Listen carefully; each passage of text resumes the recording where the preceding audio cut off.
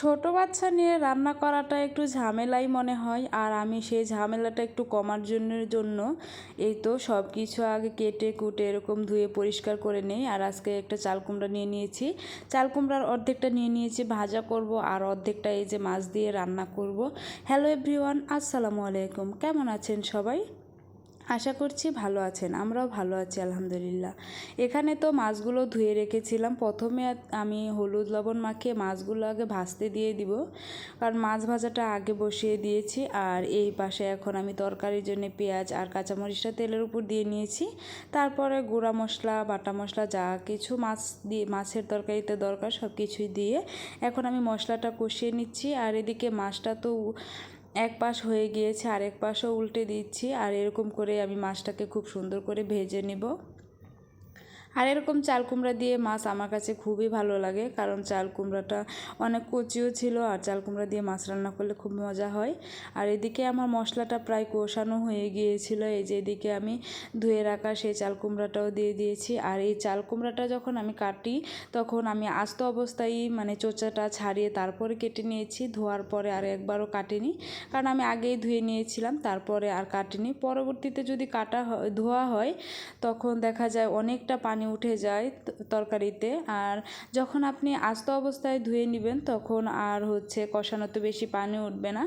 আর এই যে এদিকে আমি যে ভাজার জন্য রেখে দিয়েছিলাম শাক ভাজিটা, সেটাও আমি লবণ হলুদ মরিচ দিয়ে মাখিয়ে এখন এই যে মাছ ভাজার সে কড়াইতে এখন দিয়ে দিচ্ছি।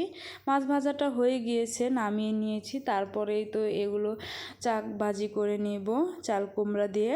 তো এরকম চাল কুমড়া দিয়ে চাক ভাজি খেতেও কিন্তু আমার কাছে খুব ভালো লাগে। এখানে যে তরকারিটা রান্না করছি আমার কাছে এই তরকারির থেকে বেশি ভালো লাগে এই চাল কুমড়ার এই চাকা ভাজিটা। তো যাই হোক, আজকে একটা সবজি দিয়েই দুইটা তরকারি করে নেব। আমার বাসায় যেহেতু আমরা খুবই অল্প মানুষ, আমার অল্প অল্প তরকারিতেই আমার হয়ে যায়। আর এটা ভাজা প্রায় হয়েই আসছে। আর এই অবস্থাতে আমি একটা পেঁয়াজ আর একটা কাঁচা মরিচ কুচি করে কেটে নিয়েছি, এটার সাথে ভেজে দিয়ে দিব, এতে ঘ্রাণটা খুব ভালো আসবে। আমি মাঝে মধ্যে বেগুন ভাজা করলেও বেগুন ভাজার সাথেও এরকম পেঁয়াজ কাঁচামরিচ ভেজে দিই, মাছের সাথে তো সবসময় দিয়েই থাকি। আর এখন আমি এই চাল কুমড়া ভাজিতেই দিয়ে দিয়েছিলাম। আর ওদিকে ওই ভাজিটা করতে করতে এদিকে আমার তরকারি কষানো হয়ে গিয়েছিল, তারপর ঝোলের পানিটা দিয়ে দিয়েছি। আর এখন তো ঝোলের পানিটা ফুটে উঠেছে, মাছ দিয়ে দিয়েছি। আর এরপর মনে হচ্ছিল তরকারিতে একটু লবণ কম হয়েছে, সেজন্য একটু লবণ দিয়ে দিয়েছি। এদিকে ভাজিটা হয়ে গিয়েছে, এখন নামিয়ে নিব। তরকারিও প্রায় হয়ে আসার পথে এখন আমি এই কুচি করে ধুয়ে রাখা সেই ধনিয়া পাতাগুলো দিয়ে দিব। দিয়ে দেওয়ার পর আরও কিছুক্ষণ জাল করে নিয়ে তারপর আমি তরকারিটা নামিয়ে নিব। আর এই ফাঁকে যে কত কাজ করতে হচ্ছে, মেয়ে তো অনেক কান্না করছিল আমার পাশে দাঁড়িয়ে দাঁড়িয়ে। একবার মেয়েকে কোলে নেই, একবার তো নিজে হাতে রান্না করছি, আবার তো ভিডিও ধরা আছেই। যারা ছোট বাচ্চা নিয়ে কাজ করে তাদের একটু ঝামেলা বেশি হয়ে যায়। আর এই যে ফাইনালি আমার তরকারিগুলো হয়ে গিয়েছে ভাজি, আর এই তো চাল কুমড়া দিয়ে মাছের ঝোল। আর এদিকে তো রান্নাঘরটাও সব পরিষ্কার করে নিয়েছি। আর যেহেতু আমার ভিডিও ধরার কেউ নেই, সেই জন্য আমি অফ ক্যামেরাতে ঘরদোরগুলো সব কিছু পরিষ্কার করে নিয়েছি। পরিষ্কার করে মুছে তারপর মেয়েকে গোসল করিয়েছি, নিজে গোসল করেছি। আর এখন মেয়েকে ভাত খাওয়াবো। আর ওদিকে ছেলেটা তো স্কুলে আছে, মেয়েকে খাওয়ানোর পর আবার চলে যেতে হবে ছেলেকে আনতে।